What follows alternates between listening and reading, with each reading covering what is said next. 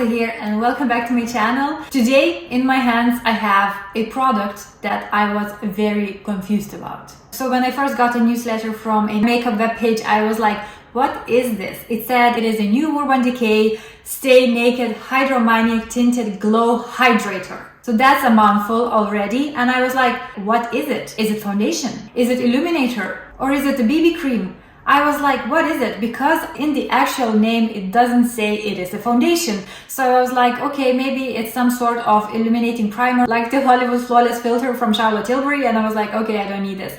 But then this popped up again in my site on Instagram and someone was saying, oh, it's such a nice foundation. And I was like, okay, so it is foundation after all. So I went in to do a little bit of research and I found a description of this saying it's a medium buildable coverage foundation with the benefits of a tinted moisturizer. So it's pretty much a hybrid between moisturizer and a foundation. So I obviously decided to get it because I read some good reviews. I got it from coolbeauty.com. It was €32. The official Urban Decay website in America, it's $29. There's 35 milliliters or 1.1 fluid ounce in it, which is a little bit more than in your normal foundation. It comes unfortunately only in 12 colors, but hopefully in time, if this will prove itself being popular, company will consider adding more colors. So what's interesting about it is that it's a longer foundation infused with kombucha filtrate and marula oil, and it gives a 24-hour hydrating effect. If you ask what is kombucha filtrate, it's a very rich antioxidant that gives that luminosity to your skin, while marula oil gives you that hydration and protection and seals that hydration in. I've been wearing this foundation for a good while and I really wanted to share my thoughts about this product. So let's put this baby on. On the Urban Decay website, it says that you can apply it with your fingers for a very light sheer coverage, or you can use your brush if you want to build up your coverage.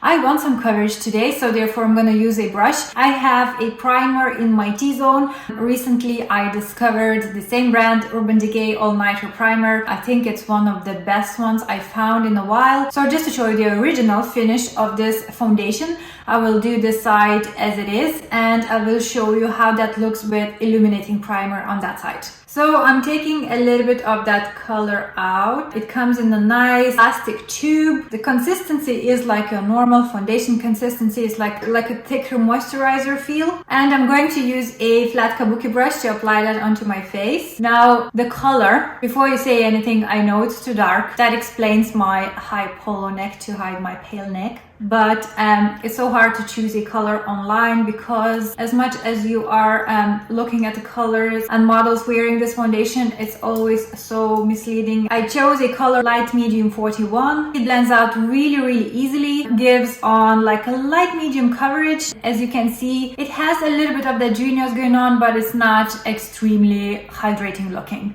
Like I have other foundations who are hydrating and they do look a little bit more dewy and hydrating rather than this. This is for me like velvety matte finish or something like that. It says it's a hydrating foundation and maybe it is hydrating my skin on the surface, but I mean it doesn't look overly dewy or shiny or like superly hydrating anyways. And that is exactly the reason why I wanted to show you how this same foundation looks underneath illuminating primer. So for illuminating primer, I will use a Becca Backlight Priming Filter, and I'm just gonna use my fingers to apply this on the side, so you'll be able to see the difference then between the two sides and foundation finish. So once again, I'm taking some more foundation at the back of my hand, squeezing some out, and using my kabuki brush, applying that over top. And really just doing a patting motion to just kind of have that better coverage.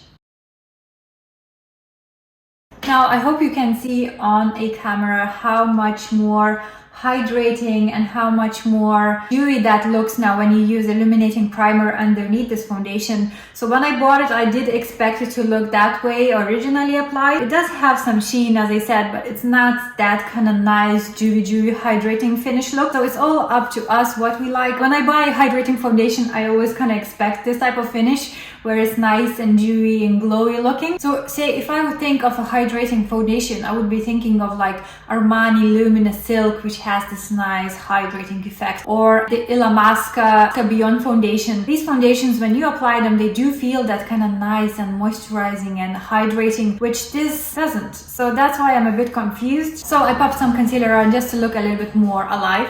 And now I just want to show you how this foundation performs when I apply a powder bronzer straight on. Like, this foundation isn't set yet, and I have to say it is a little bit tacky. It doesn't completely dry down to touch proof like some other foundations do. Obviously, if you wear a mask, this might come off unless you set it with some sort of powder. I haven't set my face with any powders yet. That's why I just want to show you how the product will gonna go on this tacky base. I have to say, no issues whatsoever. The powder goes on really smoothly, like it doesn't cling. Obviously, the more powder products you use, the less of that shine you can see coming through your skin. I think it looks really lovely on the skin. Definitely, you can't really feel it on your skin. It's not heavy at all. I think it's a very beautiful product, and I definitely see myself wearing this in the summertime, obviously when my color is a little bit more tanned. While all other Urban Decay foundations don't work for me, I don't like them, this is an exception. I'm sure it is suitable, normal to dry your skin as well as combination. If you are a little bit more oilier, I'm sure if you use a good primer